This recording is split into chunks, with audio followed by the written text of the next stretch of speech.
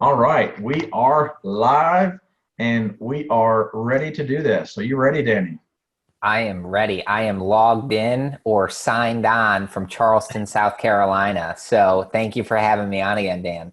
Awesome, awesome. Well, I'm really looking forward to this, and I know there's several people that have given some great comments, and I know you've had several people reach out to you uh, since uh, um, since we did the last webinar on the underwriting strategies, and we started off trying to get everything done in 1 hour, and I don't think it really happened because there was a lot of good information, a lot of good nuggets that went out, and for those of you who might have missed the first part in this series of underwriting strategies that we're doing specifically for larger, 100+ unit apartment complexes, then you can go to multifamilyinvestornation.com and you can pick up the video, which is part one. And so if you go to multifamilyinvestornation.com, there'll be the icon for our YouTube channel. So you can just click on that. Help us out. Subscribe to the YouTube channel. It really helps us out. Right now, we have a little over 260 subscribers. And so we're really excited that that channel is growing and expanding. And our most popular video so far is the one we just did, the part one underwriting strategies. There's a lot of people that have questions around underwriting, and I really feel like that this topic is something that we're going to be able to provide a lot of information to with this particular webinar, which is kind of the part two from the original webinar that we did where we didn't cover everything. And so for those of you who missed it, just go check it out and you can grab that. So Danny, I'm going to do a couple of things first. So I know several of you have reached out to us and asked us questions about various things. And I'll give you a little bit about my background and how Danny and I kind of, work together. So Danny and I are finding deals together. So we're partners. He has a group called Randazzo Capital, and I have one called Handford Capital. We've recently come together to be able to partner because his strength and his skills are what he likes to do the most is in the underwriting side of things, and also under the financial, analyzing and various things like that. So he's really good at that. And my side of things is in the investor relations, which I'm really, that's where my strength is. And so, of course, we also have another partner with us, Brandon Abbott, who does another piece of the puzzle of our group, which neither one of us, Danny and I, really like to do very much. And so he's kind of taking the reins from that. So we appreciate Brandon helping out there. So we also have a couple people tuning in here. So as you're tuning in and funneling into the webinar tonight, if you would just put in the comments or the chat box, just let us know where you are, where you're from, just city and state. And then as we're going throughout the webinar, if you have any questions, put them in the comments box, or if you're on the Zoom platform, go ahead and type in the Q&A box any questions that you may have. And so Danny and I work together, and so one of the things that we do once all the underwriting is together is we analyze it together. And so even if you are a part of a team where you might only do one piece of the whole puzzle, I feel like underwriting is something you should always understand no matter where you are in your partnership, because all three of us on our team, we get together on every deal. So even though Danny is working on most of the underwriting and taking the T12 and the rent roll and all the financials, kind of putting together in our own underwriting model, in that underwriting model, once it's completed, we all get together on a platform very similar to this on a Zoom platform, and we look at the underwriting. We just basically pull it apart, because each one of us has a different way we look at the underwriting. I look at it more from the investor relations side of things. So I'm looking at it and I'm saying, I'm an investor first. And so I look at things and filter it through the investor's lens, if you will. How will the investors perceive the underwriting? Is it not conservative enough, or is it too conservative? Or are the number, and when I say too conservative means, well, we'll get into that a little bit later, Danny. I know we're going to be talking about some of the things that about the cap rate and some flaws in underwriting and stuff like that. Yep. But when you're talking about, when we look at the underwriting, we look at it differently and say, is there a way to make this, either more conservative, or is there a way? Or sometimes you look at the underwriting, you just say, I've told Danny before on some of our underwriting, like, I can't sell that to an investor. So, I mean, I love the underwriting. It looks great, but it's very hard to sell certain things to investors. And in this business of doing these larger apartment complexes where you're doing apartment syndication, your customer is not the tenants in these apartments. Your customer is the investor. And so you have to be able to make sure that you meet the investor where they are as far as what returns they're expecting. And so obviously that's one thing that we look at the underwriting for. And I'm not saying that the tenants are not your customers, because they're your customers in a different part of your business. Because if you're doing apartment syndication, your customer is the investor, but the tenant is the customer for the business you are buying or the business you are syndicating. And so you still need the tenants, obviously, because they're the ones that pay the investors. But at the end of the day, as an apartment syndicator, your customer is the investor, and you need to make sure that your underwriting strategies meet the criteria of your investors, which is why before you just put somebody on an investor list that you have where you're sending out emails and deals, you should get on the phone with them and talk to them about what their goals are for their investments. What are they looking for? And so if somebody is way outside of the criteria that most of your investors are, you probably aren't going to get that person to invest. And so I'm not saying that you should completely just discount that investor, but maybe you start a different segment in your list of like a more conservative underwriting where they want larger returns, or maybe one that doesn't mind lower returns in that 14, 15 percent IRR.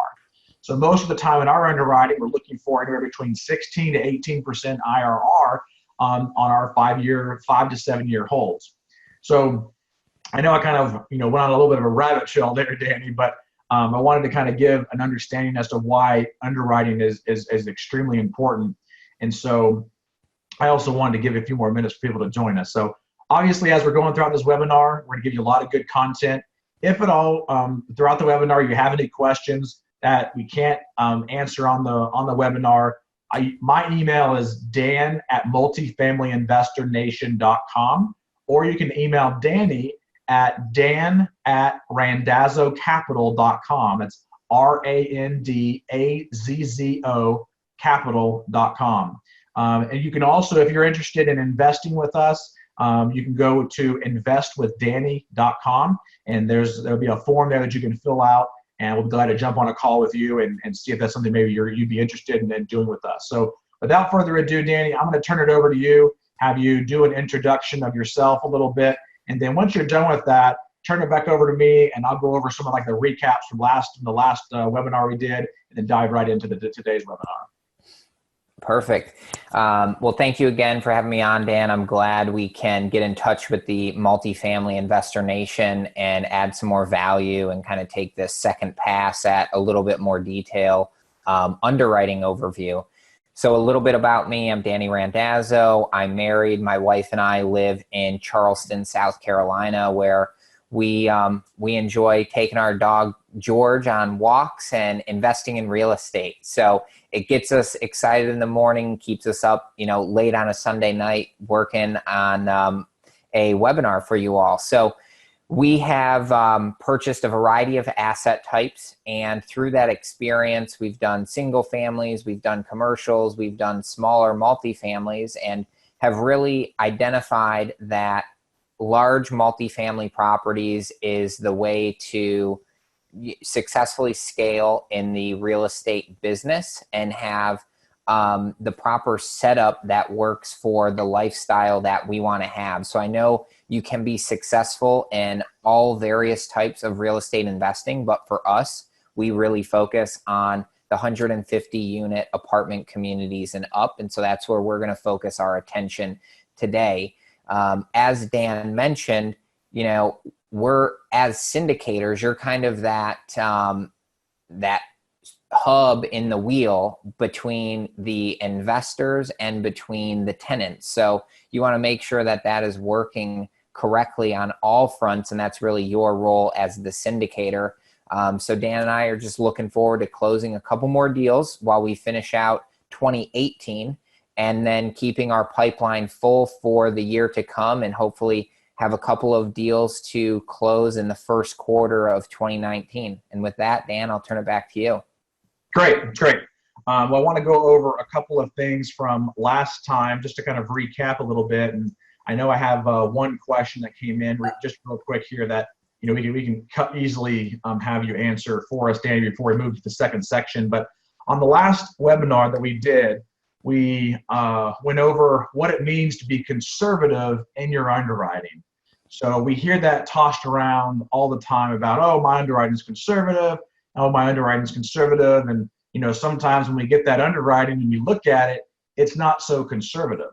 And so we're going to talk about some additional things today that has to do with being conservative in your underwriting. But that's one thing that we covered on the last webinar. We also talked about how to quickly analyze deals before having to go through and do a full deal analysis, because a lot of these deals are going to come through your desk. You get 30, 40, 50 a month that come through your desk, and you have to be able to easily, number one, sift through them by studying a criteria of property that you're looking for, but number two, be able to quickly analyze that deal from a very surface or superficial level to see if it's even worth moving forward with some deeper underwriting. And so we also, for those who joined the Multifamily Investor Nation Summit last week during that webinar, we also gave away Danny's quick deal analyzer spreadsheet. So if you're interested in having that quick analyzer spreadsheet, you can go to mfinsummit.com and you can sign up for the summit, which is coming up in January. So we just confirmed our 50th speaker. And so we have 50 speakers, and probably by tomorrow we'll have 51. So I can start saying we have over 50 speakers for this event. And I'm really excited about it. We're going to have 2 different rooms. It's going to be a virtual online live event. And so we're going to be doing watch parties all across the country. And so it's going to be a lot of fun. The tickets right now are $297, and we're going to give you a $100 off promo code at the end of this webinar if you'd like to jump on there and grab one. But I don't want you doing it right now, because I want you to be listening to this content that's going to really help you in your own underwriting. So stay tuned later on, and we'll give you the promo code, which will give you that $100 off. And then you will also, if you sign up tonight, get off to the Multifamily Investor Nation Summit. Going to mfinsummit.com, you will get the quick deal analyzer, and that way you can have that. The other thing we covered last webinar was on various rules of thumb when underwriting multifamily deals. So there's lots of different rules of thumb that we talked about, especially from the income and the expense side of things. And so make sure that if you missed that webinar, you go back to our YouTube channel and find part 1 underwriting strategies that we did about 4 or 5 days ago. It's already had over 200 views. It's been very, very, had a lot of good feedback on it. So thank you so much for all the comments and the compliments on that webinar. Looking forward to another good webinar tonight. The other thing I wanted to mention is that, before I mention that, the one question, Danny, that came in about that, it kind of goes in with these rules of thumb. And so this has to do with the income perspective that we talked about. What are the rules of thumb for other income, like laundry, pet fee, app fee, late fees, lease termination, etc.? This person mentions that sometimes these seem a little bit high. So do you have any feedback on that?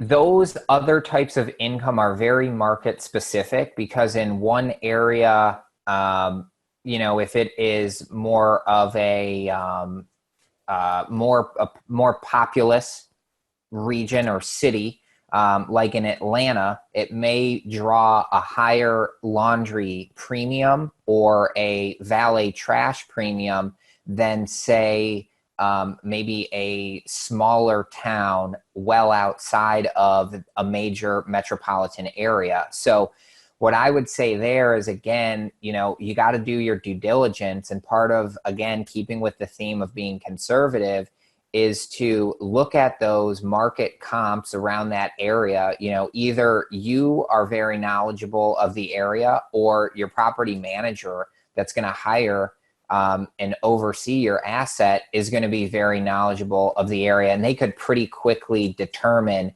if those other incomes are higher or lower. And again, what we talked about in the previous webinar is kind of everything goes back to a price per unit. So even in your other income, it's how much is laundry price per unit monthly. And then the same thing goes for any additional other income services, which would be, if you're doing global Wi-Fi to the property, that could be an other income source. If you're doing valet trash, that could be another income source. So really pick that number apart and make sure that you are comfortable with it, and always vet it with your property manager, because they're going to be able to say, I've got a property down the street, $30 a month to charge for a washer and dryer is way too high. It's only 15, or 30 is way too low and we can get 55 for that service. Well, I think, something that came up recently about this same topic was about why don't you, if you're going to add washer and dryer, why don't you just lump that $30, $40, $50 a month into the rent? You could do that. It also comes down to, again, what that market is familiar with. And so, if you're marketing and charging a way higher price than the competition, that may price you out too high before that customer or that tenant can even break down what that price is that you're going to pay. So, it's kind of like going on one of those all-inclusive cruises, right? Is everything included, or are the premium drinks and the premium meals extra on top of it? So, you need to figure out, again, what is right in your market. Some markets in, I would say, smaller metros have a single price for rent, and that includes everything. And then you've got other markets like a Dallas area where you have your base rent, and then you might have another $5 charge or $25 charge for your trash fee, your utility fee on top of that. So before you know it, your rent goes from $1,000 a month to $1,125 per month, because you've got your base of $1,000 plus your extra fees, and that's how it's handled in that market. So again, market specific. Not saying that you can't lump all of that other fee or income charge to your base rent, but just figure out what's appropriate for your area. Thank you, Danny, on that. So the next thing we're going to go over, or the next couple of things we're going to go over on the webinar tonight, are three things, kind of bullets that I have written down. So number one, we're going to go over the potential flaws that we see and we have seen in various underwriting models. That way, when you're putting your own model together, or you're, analyzing somebody else's model or deal, then you can find out, what are some things to maybe really look for to see if there's any of these flaws in those underwriting models. We're also going to talk about the cap rate and how to determine that, and how to make sure that you have your underwriting for a conservative exit based on the entry and the exit cap rate. So we're going to go over that. And then we're going to talk about what is the IRR, the internal rate of return. And I know, some of you have, might be new to multifamily investing. They might not really know what IRR is. And so when we get to that point, I'll describe to you a very easy way to explain it to yourself, but also to investors that it might not be might not have ever heard of that term before, because a lot of new investors that I've brought in underneath our Handford Capital group, they didn't really know what IRR was, but it's very easy to explain, and I'll give you my explanation of how I do that here in a little bit. We're also going to talk about, how to calculate that IRR, how to calculate cash on cash, all of that kind of good stuff. So without delaying too much further, I do want to mention that as we're going through this, if you have any questions, you can type them into the comments box on Facebook, or if you're on the Zoom platform, you can type them into the Q&A box. So please put them into the Q&A box. That's the only box that I have up right now to make sure that we can answer as many of your questions as we have. If you're watching this and it's the recorded version and you have questions, shoot us an email, dan@multifamilyinvestornation.com, or dan@randazzocapital.com, or you can just type them into the comments right here inside of YouTube, and we'll be able to answer any of those questions as you put them in as well. So obviously, if you're on YouTube, hit the like button. Let us know you're there. If you're on Facebook, do the same thing. It helps us all around. Share it, like it, show us some love. I really appreciate that. love all the compliments. So I'm going to turn it over to you, Danny. Let you talk about this first bullet about the different potential flaws in underwriting. Yeah.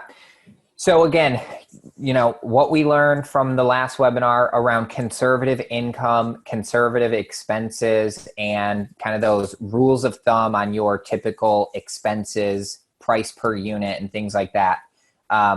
Taking that into account, you calculate your income, you calculate your expenses, and you get your returns, your net operating income, and all of the breakdowns that you're going to look to do with your syndication deal.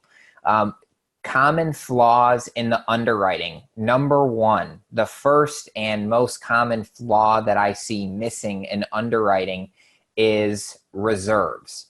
So the reserves may or may not be calculated in the pro forma that the listing broker shared with you.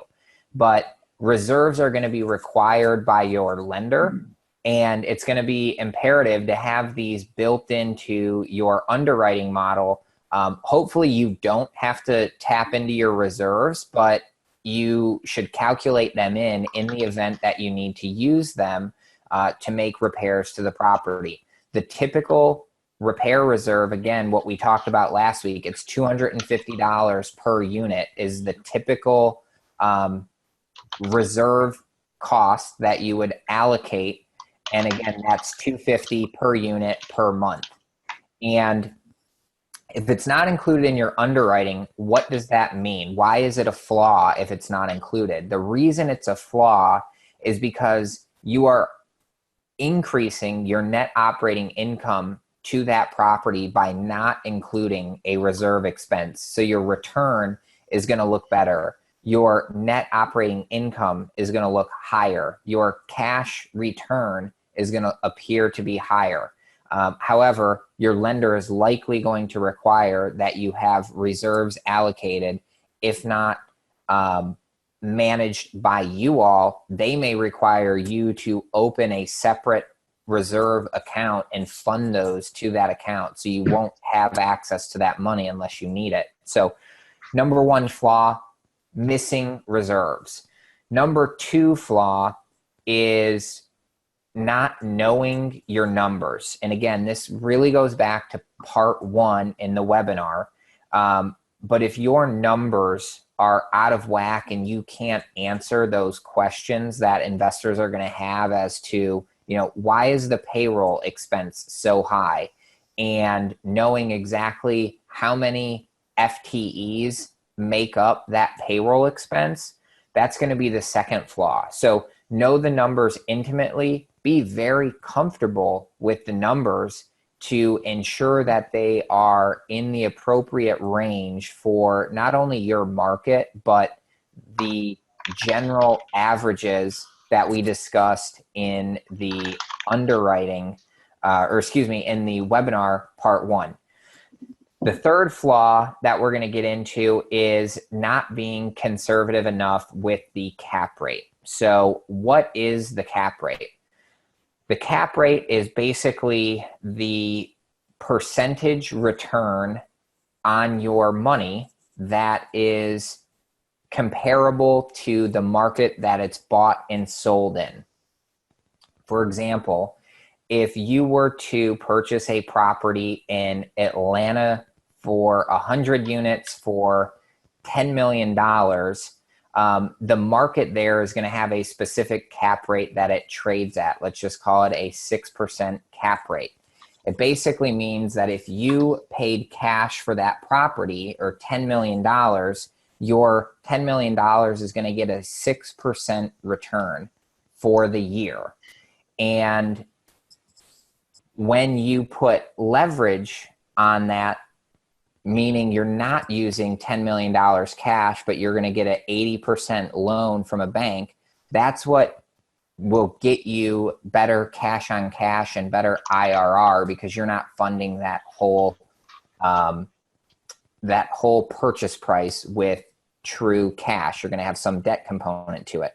But I want to stay on track here and continue to talk about cap rate. We'll get into IRR and we'll get into the cash on cash return. So the market for you will have a specific cap rate that properties trade at. It's what are people willing to pay and have their money get returns on. That's kind of how the cap rate is calculated for the market. More in-demand markets have lower cap rates, which in turn create higher property valuations. So having a property on in Manhattan is going to have a very low cap rate compared to having a property in rural West Virginia, which would have a higher cap rate for a property, which means it has a lower valuation for the overall purchase and sale price in that market. That being said, when you purchase a property, your purchase price divided by the net operating income gives you the cap rate that you bought the property for. So I'm just going to go to my Excel for easy numbers, and I'm going to say we buy a property for $10 million and it produces $1 million in, it produces, let me make sure my numbers are right here. It produces $1 million in net operating income. So we have I want to say this is going to be a 10% return. Yes, we have a 10% cap rate. So 1 million net operating income divided by your purchase price gets you your purchase cap rate. And when you underwrite a deal, you always want to underwrite with a conservative exit, meaning that you are actually going to sell your property for a higher cap rate than you bought it for. Again, very market specific as to how much your cap rate should increase, meaning you are actually projecting a lower valuation on your net operating income than you bought it for. But that means you're being conservative. If the market holds steady and stays strong, you'll probably have more money to return to investors. And it's always better to, be conservative and then, give higher returns at the end of that project than trying to sell someone on a higher return and deliver less. So going back to the cap rate example, $1 million NOI, net operating income, divided by your purchase price of $10 million gets you a 10% cap rate. And when you would exit that property, in this particular example, because it is a 10 cap, you may likely want to exit at an 11 or 12% cap rate.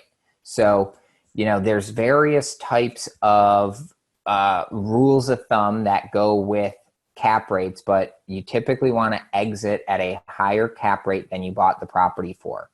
In your normal multifamily market of 150 units plus in what I'll say metropolitan areas with greater than 100,000 people in them, your multifamily properties with 150 units or more are likely going to trade between a 5 and a 7% cap rate, just generally.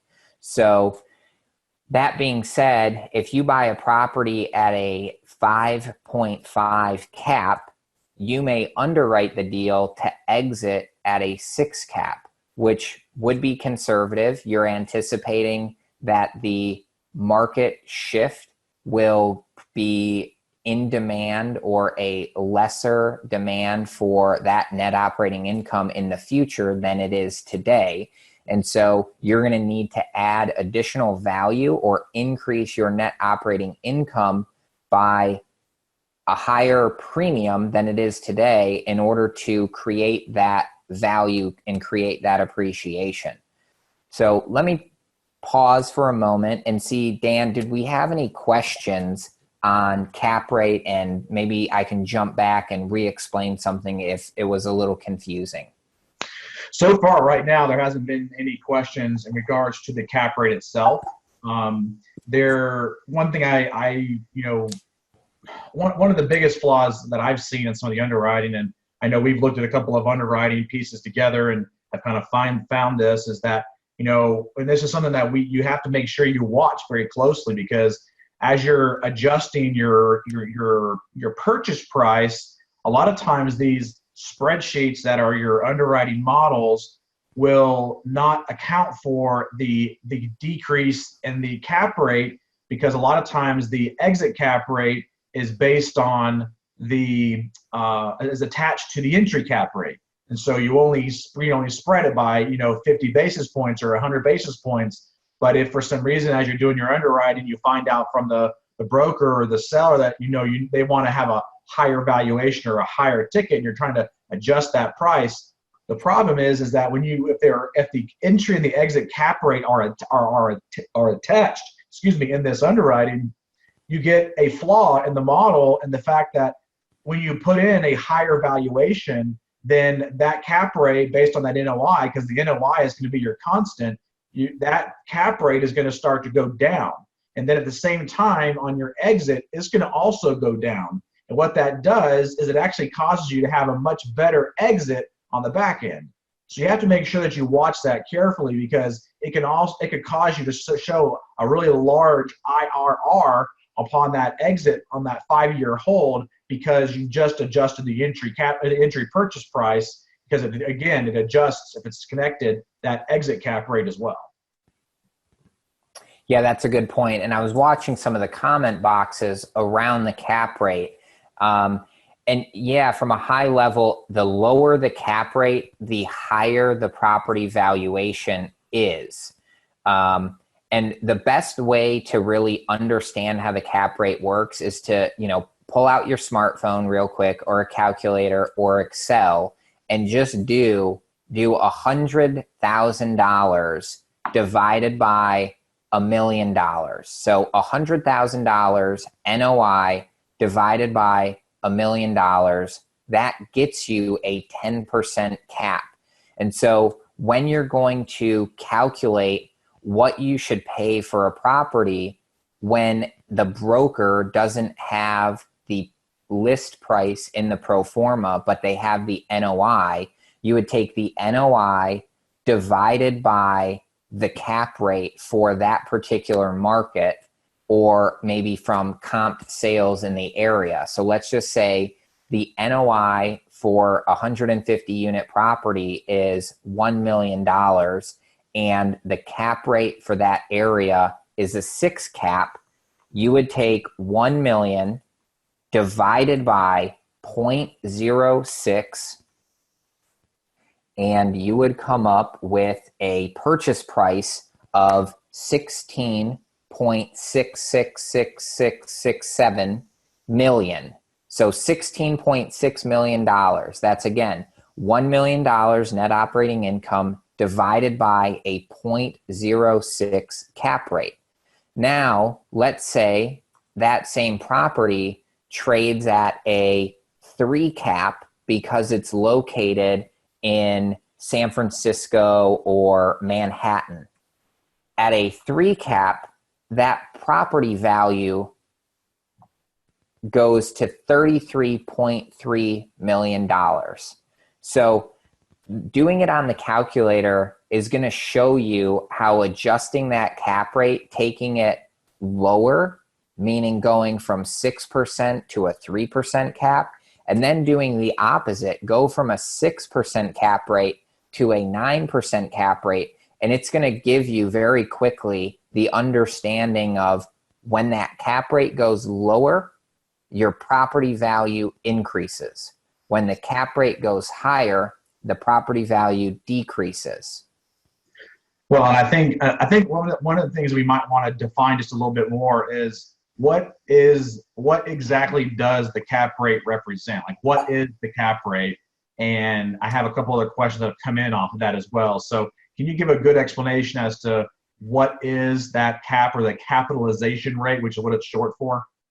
Yeah, it basically means what the market values their dollar at, and how that dollar is capitalized for the return in that area. So, again, if you buy a property for $10 million in cash in a 6 cap market, it means your cash is going to produce a 6% return on its money.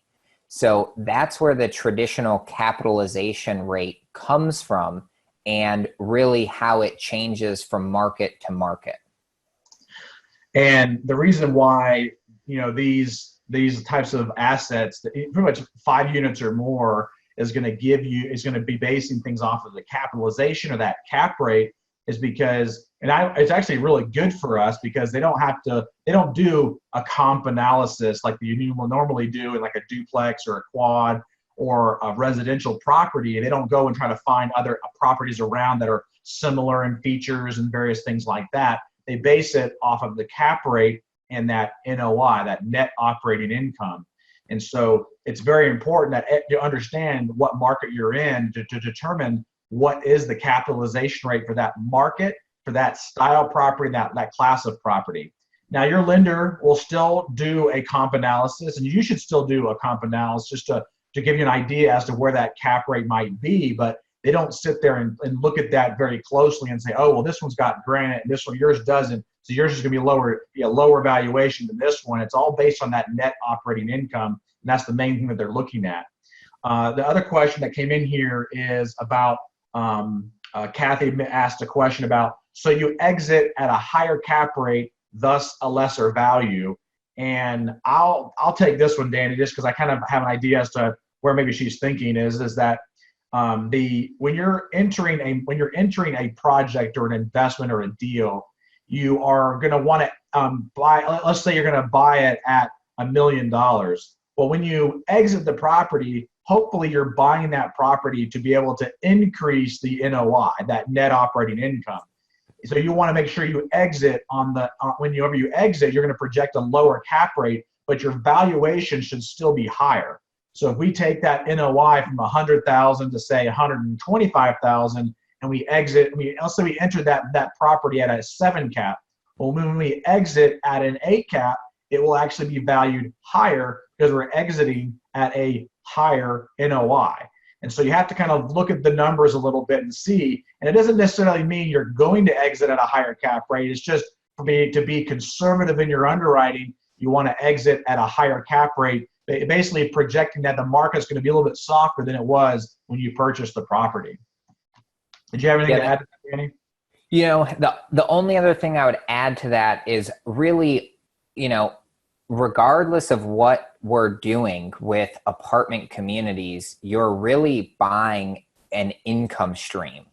And you could be buying a business that sells cars, you could be buying an ice cream truck that sells ice cream, or you could be buying an apartment building that generates income through people paying rent.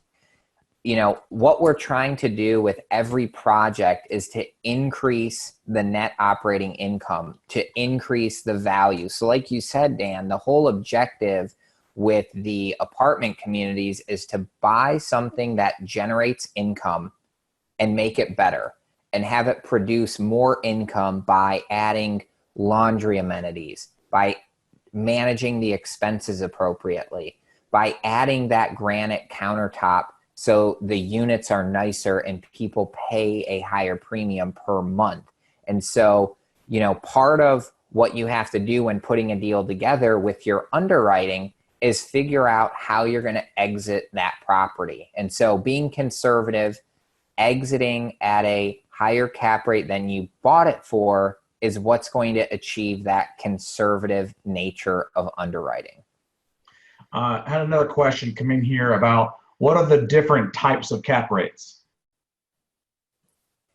So cap rate can be calculated a variety of ways. The most common, you have an entry cap rate. So your purchase price compared to the current net operating income from day zero when the property was sold. So what is the current owner What is the current owner's net operating income compared to your purchase price? That's your entry cap. And then you have your exit cap of when you go to sell. What is your net operating income divided by the current market cap rate? And your sales broker will help you calculate that number. And then, that's basically the number that you're going to take to market. So again, if it is $1 million net operating income and you've got a multifamily property in New York City at a 3 cap, you're going to take it to market and list it for $33.3 million and see who's going to buy it. Maybe they're going to say, no, we'll buy it for a 3.1 cap rate. And so maybe they'll buy it for 30 million or so instead of 33 million. The other question that came in here from Bill was about what's the minimum number of units in which you can apply the cap rate and still have it be an accurate representation of value? I'm not sure I understand the question, Bill. If you mean what type of property would a cap rate valuation work on? Yeah. Typically, anything that is 5 units or greater is going to use a cap rate analysis in part of the appraisal process. The appraiser may also comp a very similar property if they can find it. So let's say you had a 10-unit property and you're buying a 10-unit and the place next door was a 10-unit. They may do a comp analysis there, but they're also going to have a cap rate appraisal value as well based on what the cap rate is in that market. So to answer your question, 5 units or more will most always have a cap rate appraisal done in the purchase and sale process. Great. All right, so let's move on to the IRR, cash on cash, how to calculate those kind of things. So I told you earlier about the IRR and the internal rate of return. And I've met with quite a few investors where I ask them and I'll say, do you know or have you ever heard of IRR, the internal rate of return? And I kind of get this blank stare about, I have no clue what that is, but it sounds special. So, I try to explain to them because one of the things that we always look for, we try to have targets for, is that internal rate of return, that percentage of return on each one of our projects on that 5 to 7 year hold that we're looking for. And so what I try to explain to them is I say, let's do this, Danny. I want to have you kind of role play with me here, okay? Okay. And answer it like you would probably be an investor. Like you'll see what I mean when we get through it. So Danny, have you ever heard of ROI before? That return on investment? I've heard of it just a little bit through some family members who have a business. Sure. So you kind of understand that, if you put $1 in, you get $2 out, you made, 100% of return on your money, right? That makes sense to me. Yep. Yeah.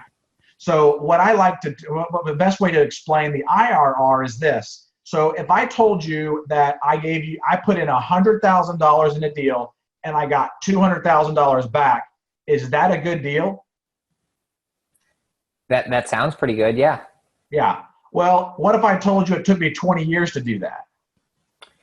That would not be very good. Exactly. So you can't just look at the ROI when you're looking at an investment because it doesn't take into account the time component. And so IRR takes into account the amount of time that it actually takes to return that initial capital and make a profit and a return off of that initial capital that was brought into it. So the IRR percentage is actually a negative number up until the point where the initial capital has been returned. And then once that initial capital has been returned, that IRR percentage starts to go up. And so we always look at the IRR when we're doing our deals. And I'll turn it over to you now, Danny. Hopefully that explanation was helpful to you to be able to explain to your investors and your family and friends who might have a question about what IRR is. And you can better explain it. So I'll turn it back over to you, Danny, and kind of talk a little more about the nuances of IRR, and then we'll dive right into cash on cash, and then we'll wrap it up for the day, for the night. Yeah, I was time checking as well. We've got, 15 minutes or so here. I want to just do one call out here. YouTube is a phenomenal source to get very detailed breakdowns. So if you want to know exactly how to calculate IRR by hand, I'm going to just suggest go to YouTube, type in IRR or internal rate of return, and you're going to get probably a 7 to 8 minute video to talk you through that. Very detailed. I'm not going to recommend you even try to calculate by hand. It's very difficult. The best way to do it is using Excel. So there's a nifty little equals IRR formula that you can set up in your underwriting model to get the IRR to calculate for you based on your term that you set up. Because again, Dan mentioned it's based on time as well. So when we're looking at syndication deals, our typical hold time is 5 years. So we are calculating a 5-year IRR, and we try to achieve a 20% IRR for most of the deals that we do. Now, things can, of course, vary and change, but I wanted to use 20% because it's a little bit easier to calculate. Basically, what the IRR does is it adds up the cash flows across the life of the deal and will generate a number that gets you the return for your money. So for example, if you invest $100,000 into a deal and in year one, your money makes $8,000, or you get a check to go into your bank account for $8,000, that means in year one, your $100,000 made 8, or it made an 8% cash on cash return for that 1 year. In year two, let's say you've made $10,000. So in year two, your return is 10% cash on cash. And in year three, you make $12,000. So it's a 12% cash on cash return. And in year four, you make $20,000. And so it's a 20% cash on cash return. And then you exit the property in year 5 and you make $100,000 plus you get your money back with another $100,000. What it's basically going to do is the IRR is going to add up the 8,000 you made in year 1.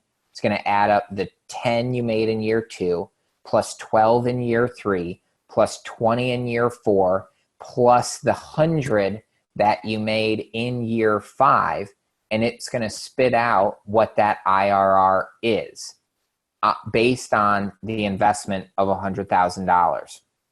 So again, typically what we try to do is achieve a 20% IRR, and the way that I like to explain that to an investor is what it means is to have a 20% IRR. It means that on average, over the course of the deal, you can expect to achieve a 20% return on investment each year, averaged out over time.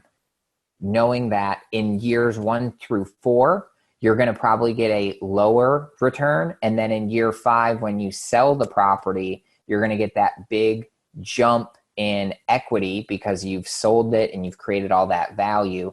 And that's really going to impact and be a bulk of your return from an IRR perspective.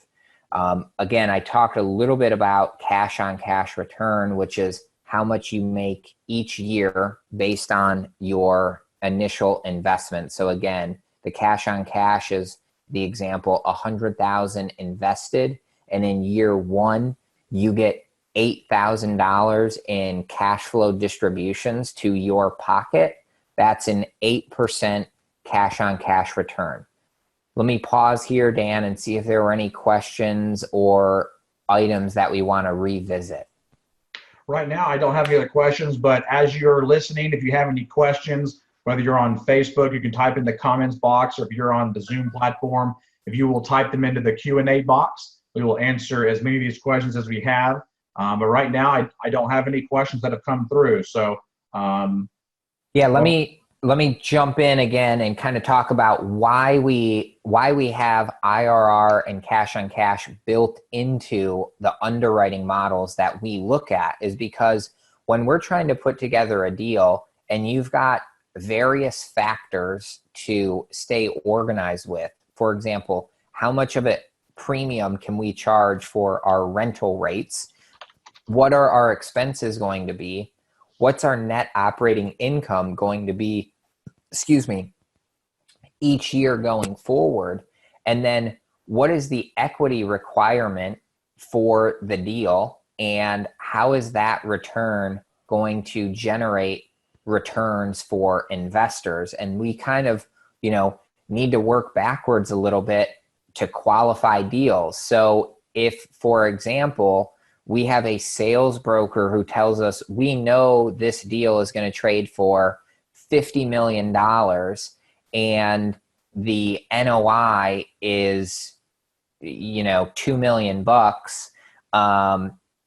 If we paid $50 million, what they're, guaranteeing it's going to sell for, our IRR and cash on cash may be, 5% or below.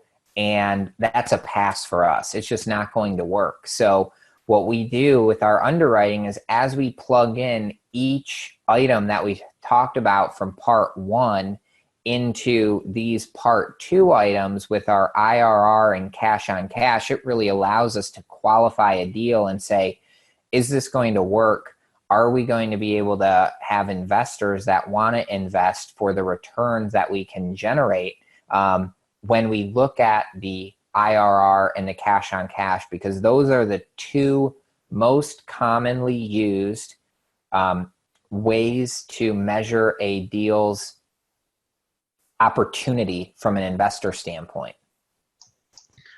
So you had a couple of other questions that have funneled in here, so I'll ask a couple of these. So first one, do you know the difference, before I ask this question, between the IRR and the modified IRR? You ever heard of that before? I am not familiar with that. So I have heard of it before. I'm not too familiar with the modified internal rate of return, but just from doing a quick, Google search on it while we're sitting here, just to be upfront and frank with everybody, it says that the modified internal rate of return assumes that the positive cash flows are reinvested at the firm's cost of capital, and the initial outlays are financed at the firm's financing cost. So I think that has something to do with more of a corporation, trying to decide whether they're going to move forward with a project, and it has to do with taking that return off of it and the cash flows and reinvesting it back in and refinancing it back out. So it's not, we don't usually use that, not usually. I don't think I've ever seen it used in the multifamily syndication space or whatever for calculating the internal rate of return. Have you, Danny? No, the only thing I could see that being used for is if you were planning to build additional units, and instead of paying distributions, you may take those investor payouts and reinvest them into the property and basically take their capital and redeploy it. That would be the only scenario where I would see it making sense, because your typical syndication, you're going to bring all of your money required upfront on day one. You're going to do your value add. You're going to hold it for your period of time, and then you're going to exit that property and return investor money along the way with distributions, and then the big payoff at the end when you exit that property. So you're not going to be reinvesting their distributions. The investors are actually going to get a check to take to their bank, or hopefully an ACH automatic payment, but that's their distribution. That's their money to use and go buy coffee and go on vacation with. So it's not being reinvested, and so the modified would not make sense in most of the typical syndication scenarios. Okay. And does the deal analyzer that you're going to give to people who have bought a ticket at the Multifamily Investor Nation Summit event on tonight, does that include an IRR calculation in it? If it does not, I will add one to it. Okay. All right. So let me check. Yeah. So I know a couple of you are just kind of asking some questions here about is there a deal analyzer available? And yes, there is. So for those of you who already have a ticket and you're watching this webinar, or you don't have a ticket right now, and you go to multifamilyinvestornation.com/summit, or just MFIN, Multifamily Investor Nation, MFIN summit.com right now. You can purchase your ticket to the event that we have coming up in January. We're going to have over 50 speakers at that event, 1,000 multifamily investors that are going to be there watching this live webinar / online event that we're going to have. It's a 3-day event, 50 speakers. So go get your ticket. Right now it's $297 for the tickets, and so you can get $100 off. Buy your ticket for $197. Use the promo code DANNY, DANNY, and you can get $100 off your ticket. And when you do that, send me an email, dan@multifamilyinvestornation.com, and I will email you a copy of this quick deal analyzer that Danny has that you can use to be able to do a quick analysis on a property to decide whether or not you want to move forward with that full underwriting of that property. A couple other questions that have come through, and we might go a little bit over a couple of minutes to answer some of these. Is that okay, Danny? That'll be fine. I know I keep on putting you on the spot here, but we won't go too much longer. It is a Sunday night. So, all right, so let's see. So Joe has a question about the seller reserves on a property. So obviously the seller is going to have reserves. Are those seller reserves on the property going to go to you when you acquire it, or do you have to raise that for your own? You most typically have to raise that on your own. In some scenarios, obviously everything is negotiable. I've heard of other buyers write that into the purchase contract that any reserve operating account be credited to the new buyer at closing. So it's not common, it's possible, and just try to negotiate that. But if you're doing a 150 unit deal, typically no, you need to bring your own reserves. Okay. The next question is, what about the IRR impact of net present value on the income earned in years 2, 3, 4, and 5? For the income earned, the net present value of that it's not really calculated in with the IRR. It's an independent calculation, and I think it would vary based on every investor specific scenario. So I'm just going to say that those two are independent, and I'll just recommend the more simplified you can be in, having a couple of specific measures of investment return for your folks to review, the easier it's going to be than trying to be very complicated with a bunch of different numbers to throw at all of your investors. The next question has to do with time-weighted return. Do you know what time-weighted return is? I'm not sure, no. So I'm your research assistant here at the same time. So Perfect. I'm on Google here searching some of these things just in case. So we're a good tag team. So on here, it says the time-weighted return is a measure of the compound rate of growth in a portfolio. So what would be the difference between maybe the IRR versus the time-weighted return? Well, again, we're not compounding the cash distributions that are being paid out.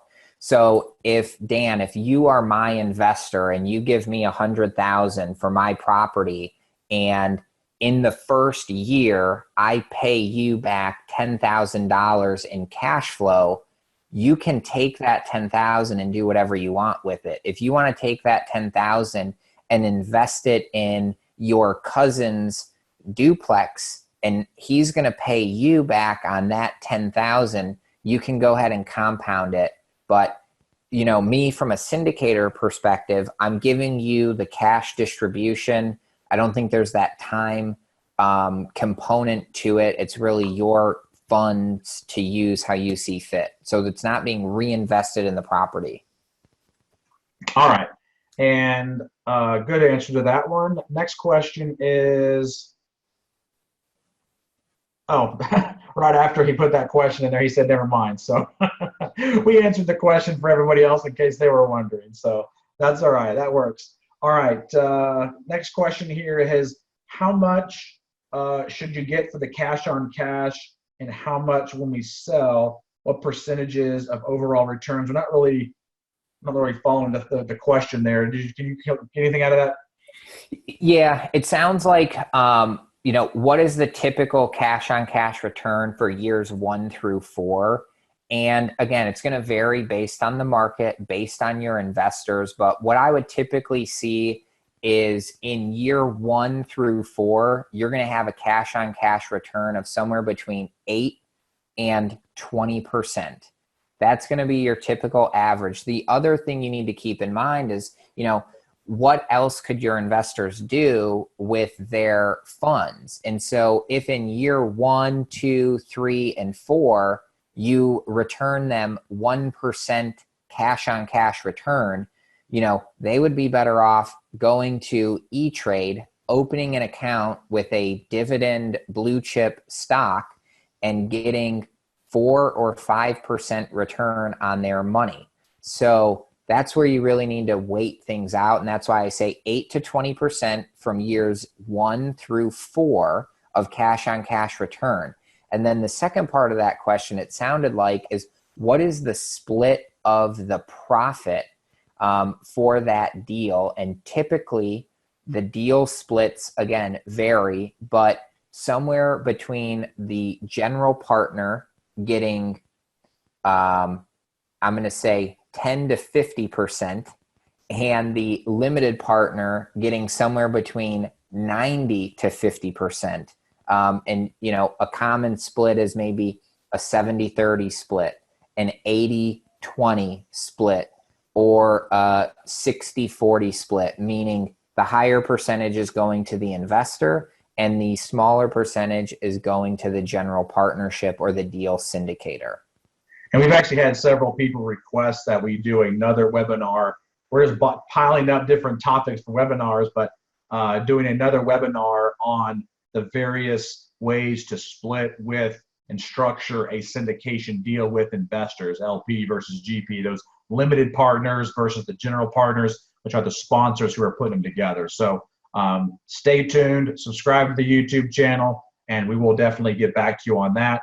Last question of the night is going to be about, from Devin. He asked about operating reserves. We talked about how much it would be the rule of thumb for CapEx reserves, and what would you recommend for operating reserves? And, is there some sort of a lender requirement for that too?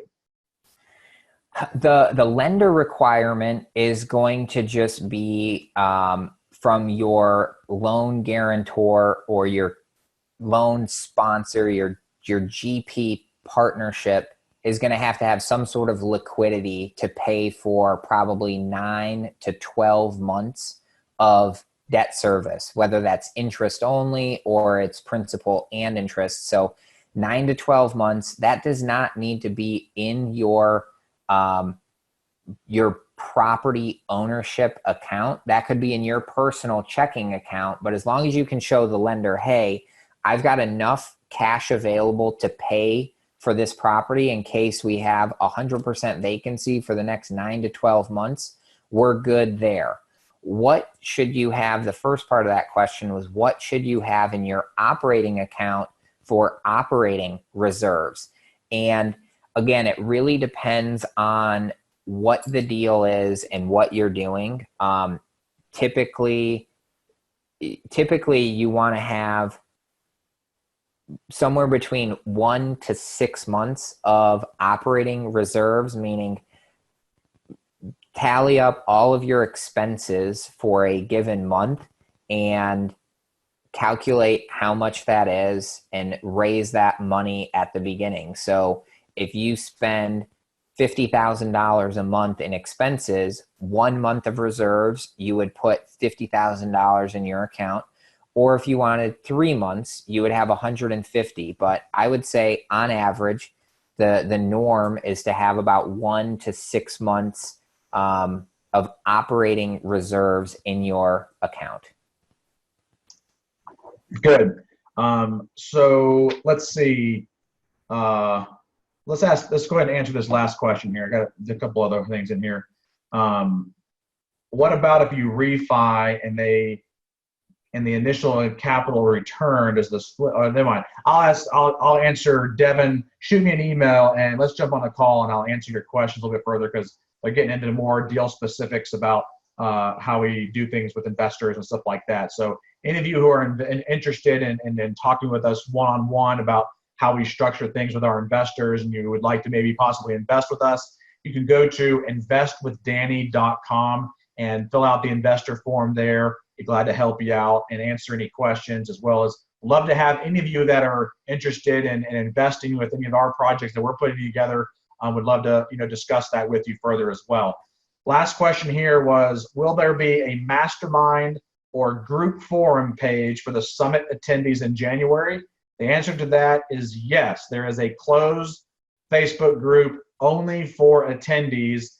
It has not been released yet. Hopefully later at the end of this week, we will have it live and all of the attendees will be able to network before the event. And then we will also, for everybody who is a paid attendee, if you're ever looking for people to network with, looking for people to partner with, looking for limited or passive partners, or even just other people to partner with in this multifamily space, you will get access to the entire contact list, name and email of everybody who attends. So that's an added benefit for you who attend the event to be able to get access to that list, because it's a gold mine to be able to network with other people that are in the multifamily space and that are wanting to invest in your deals. So make sure you sign up. Go to multifamilyinvestornation.com/summit or just apartmentevent.com. So you can go, I gave you like 3 different URLs that you can go to sign up. So if you can't figure out where to go, then I'm sorry, but just go to apartmentevent.com, use the promo code Danny, DANNY, and get $100 off tonight to be able to get a ticket for the event, coming up in January. Danny and I will both be speaking at it. We also have 50 other speakers that are going to be speaking at that event, talking about how to find deals, how to structure deals, how to think about how to raise capital and work with investors. And one of the topics that I'm going to be talking about, because I told you I'm an investor first, is I'm going to be doing a special session on the mindset behind a high net worth individual. So that will allow you to be able to understand how high net worth individuals think and also how to talk to them and how to reach them further. Because there are certain things that if you do to a high net worth individual, they will completely shut you down and you will have a brick wall and you will never be able to break into that person. You'll be able to help them with their investments, with the monies that they have in their cash. So make sure you sign up for that, mfinsummit.com. Would love to have you. Thank you so much, Danny, for being on with us tonight. It's a little after 10 p.m. Eastern here, so thank you for taking your Sunday night to be here with us. And we're going to do another webinar on how to do how to go over the quick deal analyzer. So if you want that quick deal analyzer, sign up tonight for the summit, and we will send you that deal analyzer so you can have it on your screen while we're going through that webinar. And then that quick deal analyzer you should sell just about for the price, if not more, than the price of the ticket. So I think it's a very valuable spreadsheet to be able to use, and I'm glad you'll be able to do a webinar on that for us. The last thing I was going to say is I can't remember the last thing. So thank you so much, Danny. I appreciate it. We're going to be doing other webinars on various topics. So subscribe to our YouTube channel, share it, like it, and thank you so much, and hope you have a great night. Thanks, everyone. Have a great night.